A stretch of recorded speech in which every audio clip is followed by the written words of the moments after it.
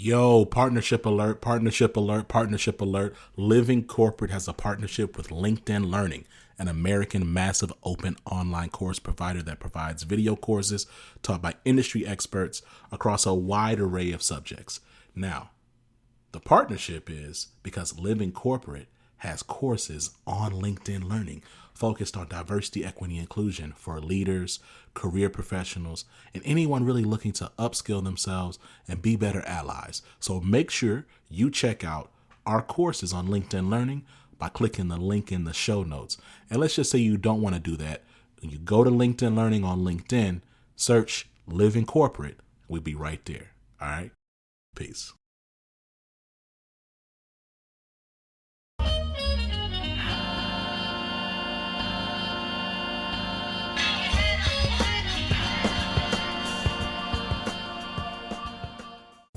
What's up, y'all? It's Zach with Living Corporate. And this is just a really, really interesting time for me, right? I think about this year. I think about all of the change that I've experienced. I think about all the change I'm actively experiencing. I think about Living Corporate. I think about the new professional relationships I'm building, the new personal relationships I'm building. I'm excited. And I also think about the fact that this year has been full of labor. And as I look at where my key points of contention and frustration have been, it hasn't been in that I've been laboring. I think labor is not inherently bad. What creates tension within the context of labor is how one honors or dishonors labor. Right. So this idea, a lot, since the pandemic and just really the economic strains that have come with the pandemic and people leaving their jobs in mass, in droves, right. And then the highest numbers we've ever seen comes from folks just being disillusioned with these systems that have historically dishonored labor. And when I say dishonoring labor, what I mean is not enabling employees to benefit or partake in the fruits of their labor, but really giving them scraps from the table, right? That happens for everybody. That's just the very nature of capitalism. It's capitalism, a way to view capitalism, conceptually, is an improper or dishonoring of labor, not effectively honoring labor. So you don't honor labor effectively when you underpay people, when you overwork people, when you don't give folks the resources that they need to survive and take care of their families, when you don't give folks paternity leave, when you don't enable folks to get the type of healthcare coverages that they need for their lives, when you don't respect them, when you take advantage or exploit them, when you expect them to continuously go above and beyond without any real recognition or mechanism to reward performance, right? Those are ways that we dishonor labor. And so, I think it's okay to ask yourself, if you're listening to this, is do you believe that your labor is being honored, wherever that is, right? Whatever job you have. And then to ask yourself, what does it really mean for your labor to be honored? And if the place that you're at, where you're working, doesn't honor your labor, look, man, it's a hot market. Go take care of yourself. Go find some place that honors your labor. I was really blessed. I'm just still immensely thankful that I had the opportunity to pivot away from consulting into a place that I believe has continued to honor my labor. And I think that's, again, it's rare, but those places exist. And, points of dishonor in terms of how people mistreat you or don't appreciate your efforts or whatever the case is, those things don't just start and stop. There's instances of it, large and small. And, it's about making sure that you understand what your boundaries are, what your core values are, what your principles are, so that when you feel as if there's misalignment, that you're able to then articulate what your expectations are. That's really important. I know for me, as I think about this transition, Candace and I, we've been really blessed to welcome our first child into the world. Emery, she's she'll be 2 years old, y'all, in March. Y'all remember when she was on here crying and stuff? Y'all still hear in the background if you listen to some older recordings. We're continuing to look to expand and grow our family. And like, I think about like, okay, what does it look like? Like, what does labor look like for me? Like in a corporate context? And then what does it look like? What do I need so that I can feel like my labor is honored as I continue to be a father and a husband and an entrepreneur and a writer and a photographer and all these other things that I am, right? Like, and so, it's a constant like check-in with yourself that you have to do. But it's important to do that. Like, take the time to reflect. I think, again, like some of these systems, they're built to just like work you to death that you don't even have time to think. Like this year, like the second half of this year, I've had so much more time to think because I've been in a much less oppressive, racist, misogynistic, patriarchal, exploitative working context. And, I pray that everyone can experience that as we get into 2022. Like, life is too short and the market is too high for you to be in a place that you're not content with, right? I had a really great conversation with my sister-in-law. It's like, everyone's looking to always optimize everything. So I'm not saying that, your job is going to be perfect, right? Work is work, right? And I think that that's something that we as millennials, we don't really have peace with all the time. That work is work. It's a job. So there's going to be time when you're tired. There's going to be times when you're frustrated. There's going to be times when you're stressed out. Okay, you have PTO, you have other things. Use it, right? Take care of yourself. But at the same time, it's important to make sure that you're in a place that you're content, that you don't hate. Hating your job takes up so much of your energy, y'all. Like, that takes up so much mental, emotional, spiritual energy. Work somewhere that you don't hate. You don't have to work somewhere that you love. You don't have to love where you work, but you want to make sure that you don't hate where you work, where you don't want your workplace to be a suck, a drain on you. That is toxic, right? Like, so, again, that's my message. And I say all this because the conversation I had today was, first of all, phenomenal. Speaking with the director of diversity, equity, inclusion at Headspace Health, Cornell. You're going to hear more about Cornell. He and I have a conversation. I love Cornell's frankness. I love his unapologetic brand.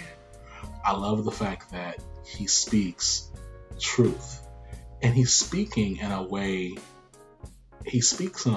and frankly, his brand is such that it's infectious, right? Like, it's empowering. It's important that you exist for not just for yourself, but for the people that are coming after you. So many times I feel like we exist for the people around us that may or may not even care about us, right? We exist for the comfort of others. And it's like, I don't know, like in 50, 60 years, 80 years, like when you die, like, is that really what you're going to be at peace with, that you made everybody comfortable? Or do you want to be able to look back, say that you moved something, you impacted something, you empowered someone, you amplified somebody, you magnified someone else, right? I think for me, I just continue to think about, like, what does it mean just to live more and more bold every day? And bold doesn't mean reckless. Bold does not mean inappropriately audacious. Bold really means purposeful. Bold means authentic, and bold means, again, impactful. And so I'm really excited about y'all being able to check out this conversation today with Cornell, the director of diversity, equity, and inclusion at Headspace Health. But before we tap in with that, we're going to tap in with Tristan. I'll see you in a minute.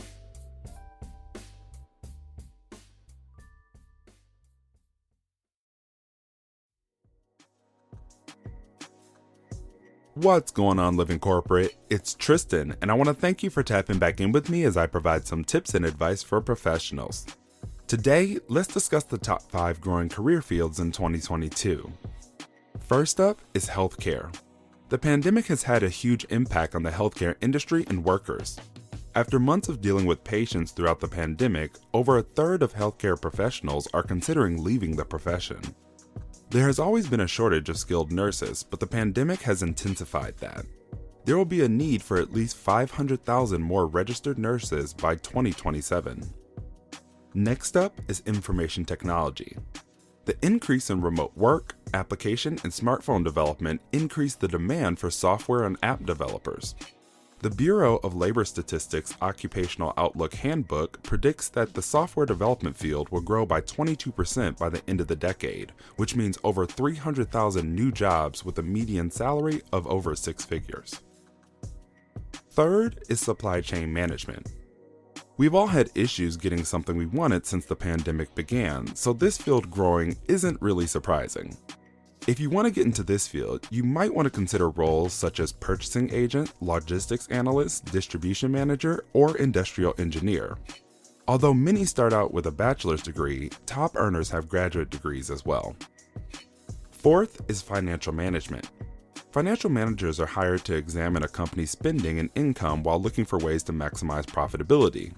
The Bureau of Labor Statistics predicts that this field will grow by 15% by 2029. According to the Occupational Outlook Handbook, the median income for financial managers in 2019 was $129,890. However, financial managers surveyed by PayScale reported a lower median of $76,800. Last up is Actuaries and Statisticians. Most actuaries work for insurance companies evaluating risks, while statisticians analyze data to project sales, profit, and growth.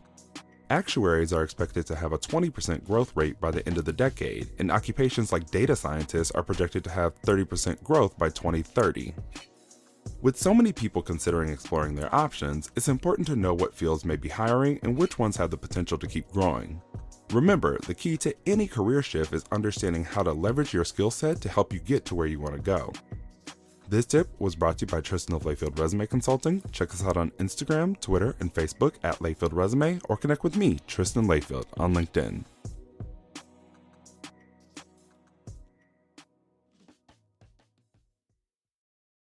Living Corporate is brought to you by The Access Point. The reality is, this is the largest influx of Black and brown talent corporate America has ever had. And as a result, a variety of talent entering the workforce are first-generation professionals. The other reality? Most of these folks aren't learning what it means to navigate a majority white workplace in their college classes. Enter The Access Point, a live weekly web show within the Living Corporate Network that gives Black and brown college students the real talk they need and likely haven't heard elsewhere. Every week, our hosts and special guests are dropping gems, so don't miss out. Check out The Access Point on livingcorporate.tv. Cornell, first of all, it's been too long. Too long. Welcome to the show. How are you doing? I'm doing well, but could be better. For context, we're recording this on the day that Kyle Rittenhouse was found acquitted. Yeah. Yep. Of all his the charges that he had, felony counts and things of that nature. It's interesting. You're the director of DEI at Headspace. Y'all are going through a merger. Yep. Headspace Health now. Headspace Health, because Headspace and Ginger came together. Exactly. About a month ago, you got on LinkedIn, and a bunch of people hit me up. Yep. Yeah. You know what I'm talking about? I do. Yep. At this point, I bring it up myself these days. It's like, let's just talk about the elephant in the room. It went super duper viral. Yeah, it did. And I'm gonna let you talk, but for context for the listeners, you just spoke frankly about the frustration several Black folks specifically have in this space around just the dynamics of being in the role, like the complexity and there's this odd cocktail of power and access and privilege and office politics, and maybe not having enough power, but it's a really unique dynamic, I think, that Black DEI professionals have. But anyway, I'm kind of talking around it because I really want to give you space to talk to it. But you wrote a very, very frank post about your frustrations in a moment. Talk to me more about what led to that, and then how you felt after you wrote it, and then what after you wrote that, because I saw it went super viral. Which I didn't literally. So you didn't know? Come on, Cornell. Totally it was just a regular Monday for me that day. Right? I think it was a Monday. Yeah, it was a Monday. And it was just a regular Monday for me where, and let me be honest, I blacked out when I wrote. Okay. I don't Okay. remember picking up my phone to type the words that I typed, right? Yeah. Remember any of like doing it, right? Because I was just so emotionally triggered. And I think what people oftentimes don't understand about that post is they think that it's about this one moment in time or this one experience with this one organization. That post was indicative It's a of culmination, right? exactly, right? Like, and it wasn't even just about my work professionally. It was about being a Black gay man in this world. It was also about the experiences of trans people, Black trans people, and and knowing what they have to go through, and just being frustrated with all of it, right?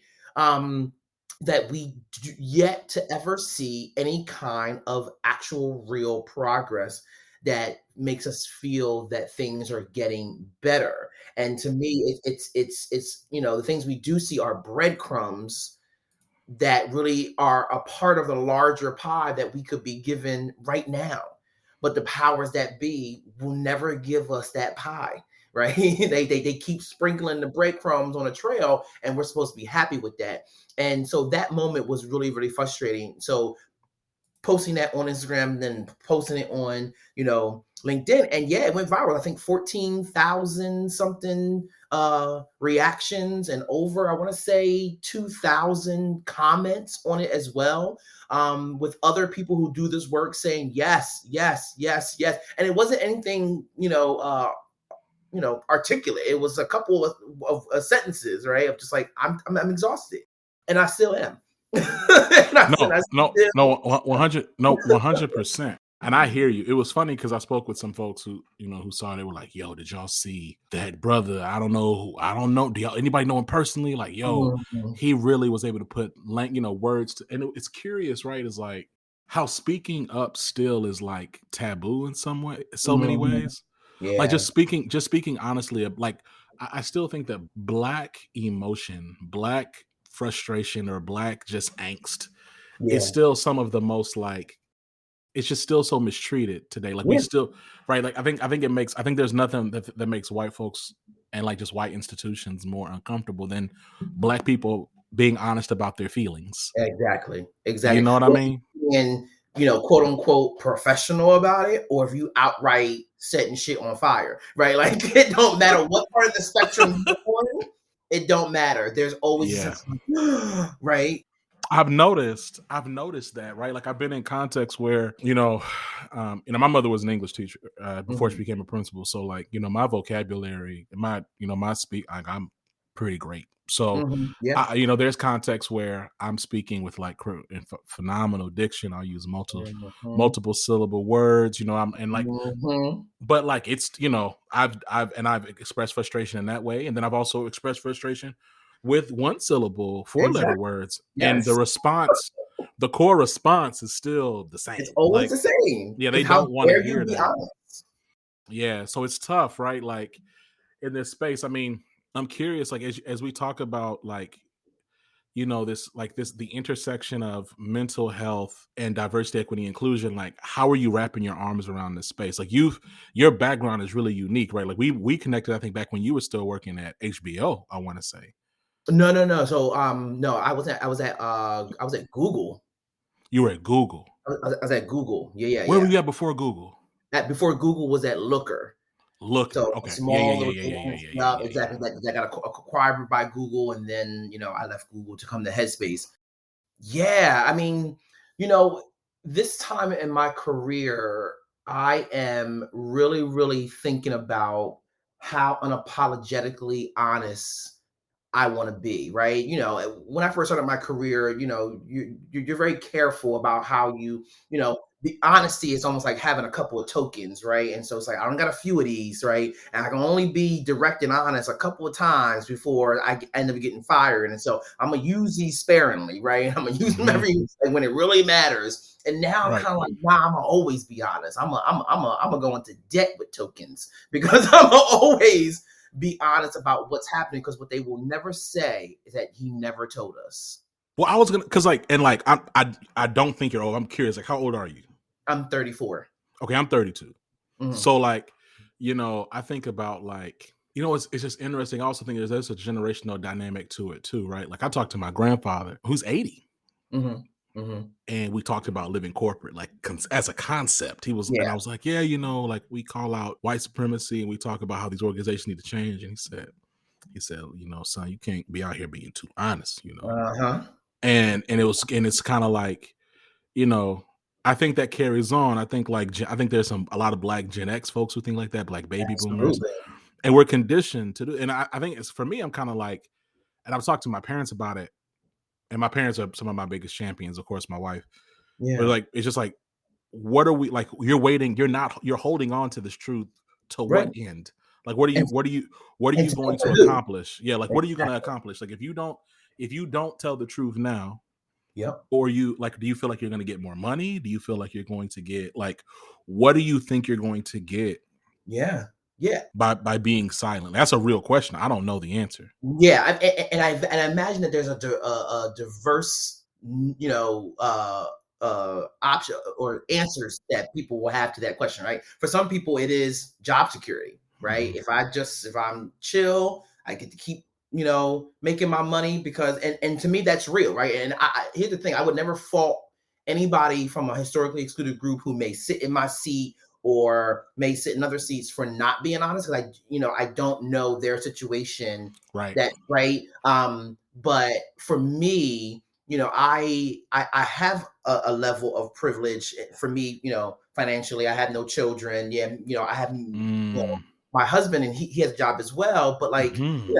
I'll find something, right? And so I don't have Yeah. a serious amount of responsibilities where being honest could ruin me, right? Whereas a lot of people, they taking care of their family, their Mhm. moms, their grandparents, and I respect that and I totally understand it. So for me, this is a choice that I've made, that I have to be honest. It's a part of my value set that direct honesty is just absolutely critical. And I've always been that way. When I look back on my life, I used to get in trouble for being honest and saying things that I shouldn't say.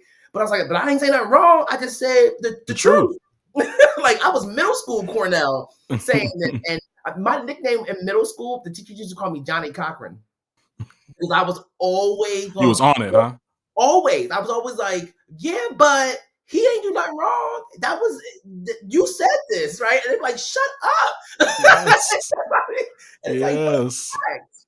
And I think that's just care. And I think the universe, whatever you want to call it, the universe, God, whatever, right? Buddha, Allah, like was preparing me for this moment of like, nah, we need the truth tellers to Right. say what needs to be said. Yeah. I mean, I think I'm trying to understand, like, as we talk about, like, again, like, just like this intersection of mental health and diversity, equity, inclusion, like, how do you look at your role? Like, and like, what are you seeing, like, from a trend perspective? Mhm. Like just what are you seeing thematically out there? I mean, this role to me is always like we don't own any of the processes and systems that we're trying to impact, right? We don't own marketing, we don't own product, we don't own content, we don't own hiring. We are super influencers, right? Where we got to work through people in order to get things done. And all of that is in the effort to help people who have been the one and only on their teams to Mhm. not be that, to help them build community, right? Mhm. Which is directly connected to quality of life and mental health and things of that sort, but also to give people the skill set and wherewithal to be more mindful about how they show up and what they say and how they behave and how they Mhm. respond to people across difference, right? Which Mhm. is also a severe mental health concern, right? Because if you're constantly Mm. coming into the workplace dealing with microaggressions, dealing with ignorance, and dealing with being the one and only, and all the different things, you are not having a space of belonging, a space of inclusion, psychological safety, none of that. So this Mhm. role, people in this field are helping to create all of that so people can just show up and just be, right? And Yeah. help those, those folks who need to be doing this work, in my opinion, particularly white, cisgendered, straight men, and at the top of the food chain, they really Word. need to do this work. But let me not sit here and also be very clear too that, Mm. when it comes to, I'm also a gay man, right? And so Hmm. my people of color colleagues also need some work on how they show up for trans and LGBTQ people as well, right? And gender, all those different things. So we all Hmm. got work to do, and that's what this work is about. It's about turning that shit on its head and saying like we've got to do better in order to create safer spaces for people to just exist. You know what's interesting? Speaking to you being a gay man, like I'm trying to figure out like I want to how do I ask this question? It's like, do you believe that there are certain presumptions that people make when you show up in the room, like when you show up in corporate rooms, because you may be you might be like straight presenting or like not in certain contexts. Maybe people may not just assume that you're gay. Like, do you think like have you been in situations where like folks just make presumptions about where you stand on things or Oh, for like how you sure. feel? Oh my goodness, all the time, all the time. Particularly around trans issues, and definitely around LGBTQ issues, because not everybody always reads me, particularly in this virtual world. People are not, Word. like when you're not around me all the time, you're not hearing me talk about my husband and things that Hmm. sort, or whatever show I'm, whatever other signs that may tell you that I might be Hmm. gay or whatever. But you're absolutely right. I've also had that experience just being on a New York City train, right? And you have this real Mm. presenting individual, and this black man looks at me and rolls it and says, like thinking that we're gonna be in solidarity about about being This disgusted about the femme this man. person. And I look at him and I cross my legs too and go, nope, not over here. Right. And so yeah, I have definitely been in rooms where I get read differently, but or people assume what I think and what my politics are and what my Yeah, values yeah. are. And I have to correct people and go, nah, we're not on the same page here, actually. Yeah, it's just like to your point, like there is work that needs to be done, right? Like so much so, and it's around. I know people just use this word and it's annoying. Like it's the word is great, but people Mhm. use it like if you ever eat like at a black restaurant, they Uh-huh. sprinkle parsley on the food to make it look Uh-huh. fancier. Right, Like, and right. people kind of do that with the word intersectionality. They kind of like just Yes. sprinkle it on stuff. But but Yes, but intersectionality is like a really powerful concept. It's super important. yes. Like, and I think like especially when you talk about like just queer identity Yeah. and its intersection with like black and brown communities, like there's so often like these talking points that really like pit historically Mhm. marginalized groups against each other, and it ends up actually kind of like erasing the experiences and 100%. right of black and brown people. And like, look, living corporate is a platform for every for historically marginalized people. And I'll Mhm. quickly let people know, like people hit me up and be like, oh, well, do y'all not talk about like queer identity or trans? I'm saying actually, like you can look at our catalog, we talk about that quite a bit. um Absolutely. and and you're gonna notice that like I'm always going to zoom in on the intersections. I'm always gonna look at like black and brown queer people. And I'm Absolutely. gonna always talk about black trans women like consistently, right? Exactly. And Yeah. like I guess like as you look at this DEI space, my question to you is like, what does it look like to bridge this divide and have people think more intersectionally? Like to me, it still comes down to white supremacy, but like I'm not gay, so like I would love to hear your perspective. I do think it does come down to white supremacy, right? Because I think it's white supremacy that seeks to keep us divided because they know that if we come together, it's a powerful force, right? So if we continue to spend our time fighting each other, you ain't got time to come after the actual problem, right? And to be Right, clear for folks who might be listening and who are white and hear that word and think, well, why is it us? I'm not necessarily talking about necessarily white people. We're talking about right. a concept of that has been perpetuated by people of color and but built and created for and benefited by white folks, that whiteness is greater and that there isn't enough seats at the table in order for everyone to be able to thrive and not just survive. So this is a concept, this is a cultural norm that exists within society. And yeah, I do believe that it comes down to white supremacy, which is why we're constantly talking about all the time. When we were talking about anti-Asian hate, and we were talking about the black folks who were on tape, on video attacking elderly Asian people in San Francisco, and Black people were pissed that we were, talking about that and talking about how we need to really address the issue between Black and Asian communities. And the first thing Black people said was, well, but they be, they're racist towards us. And it's like, yeah, that's an individual. You can't blanket that on an entire culture of people any more than you can blanket all Black people hate Asian people, right? What we Right. need to talk about is what caused this, because some Asian people aren't my problem. Right? Right. Someone told me they were. And Right. culturally have just passed that down from generation to generation. And it's the same on the Asian side, right? Black people aren't Asian people's problem, but someone told them that Black people were, and it gets passed down. We're doing white supremacy's work without even knowing it. Yeah, man. 100%. As you think about this space, and especially as you talk, like, just you think about like your company, your organization, like, what are you excited about as the director of DEI? What gets you energized about Headspace Health in this season? Yeah. One, I think a merger is always an exciting time because, sometimes new leadership and, there's a change in the guard sometime. And so you get an opportunity to really set a new relationship with some new people. But that also can be really scary at the same time because you don't know what you're always going to get. Right. So, I'm excited about the opportunity to be able to almost reset Mm, and really build a new relationship with some new leaders and rebuild relationship with older leaders who are remaining on, to really say, how do we recommit ourselves to liberation, right? Not even just diversity, mm, but actual liberation, right? mhm, Which to mhm. me is beyond the belonging piece too, right? But we don't we don't, Word. we don't talk about that. We don't.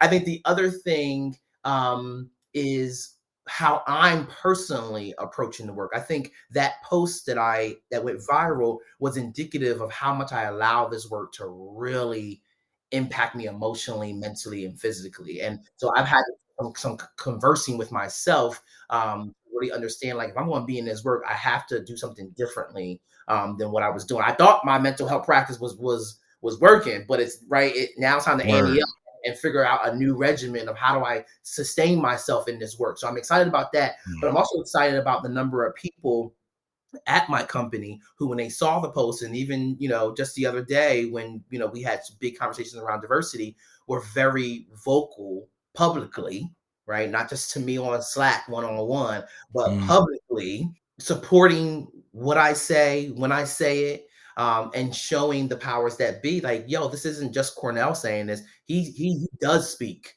for all of us, whether we're white, straight, cis. Yes, we too also want to see the organization that Cornell is talking about here.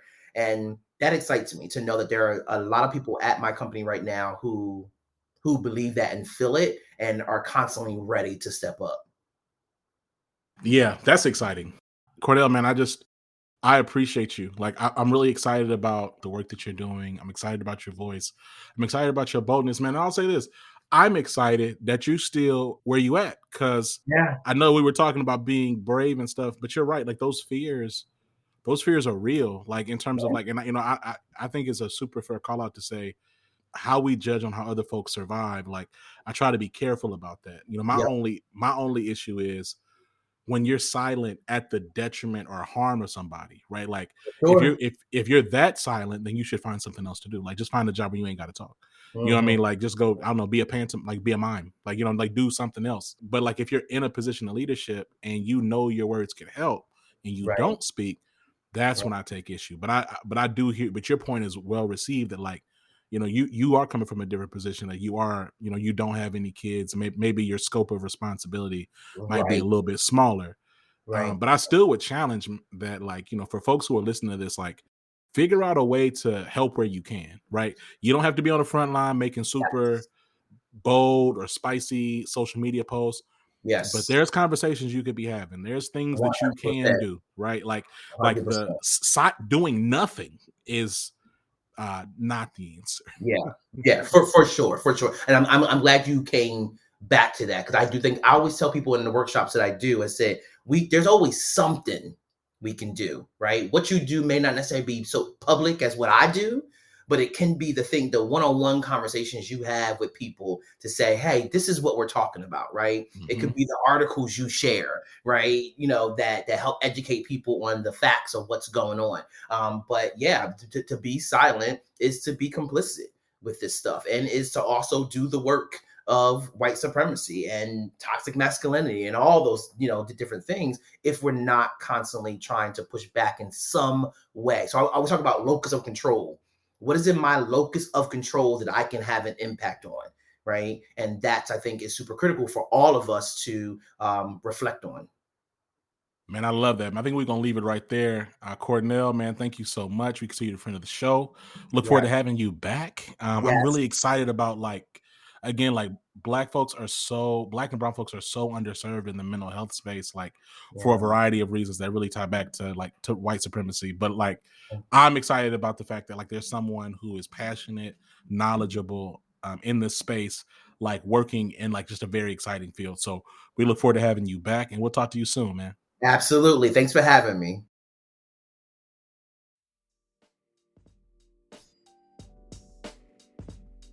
Yo, and we're back. I want to thank Cornell again. Really loved our conversation. Shout out to Headspace Health. Shout out to protecting your mentals. I think I've mentioned it at least a couple times before, but I have my own journey that I'm on regarding my own mental health and the therapy that I'm going to, and I continue to go to, and the things that I do to manage my mental health, because this world is oppressive and we all have challenges, whether we want to admit it or not. And I'm really thankful that there's someone that looks like us who exists in multiple places, who's doing the work to make sure that there is accessible mental health resources for Black and brown people, for historically marginalized people. I really want to encourage, if there's anyone listening to this who feels like they're not being heard, or they feel really alone, or they feel like they're in a dark place, to make sure that you check out Headspace Health. There's a couple other resources in the show notes. Make sure you check those out. And look, you are the most important thing. You have value here simply because you're breathing in and out. Okay. So don't let any other measure determine for you how valuable you are, or if you're valuable at all, because you are valuable. And I love you. All right. So take care of yourself. This has been Zach.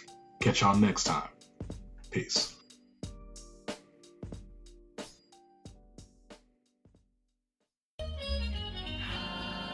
Living Corporate is a podcast by Living Corporate LLC. Our logo was designed by David Dawkins. Our theme music was produced by Ken Brown. Additional music production by Antoine Franklin for Musical Elevation. Post-production is handled by Jeremy Jackson. Got a topic suggestion? Email us at livingcorporatepodcast@gmail.com. You can find us online on Twitter, Facebook, Instagram, and living-corporate.com. Thanks for listening. Stay tuned.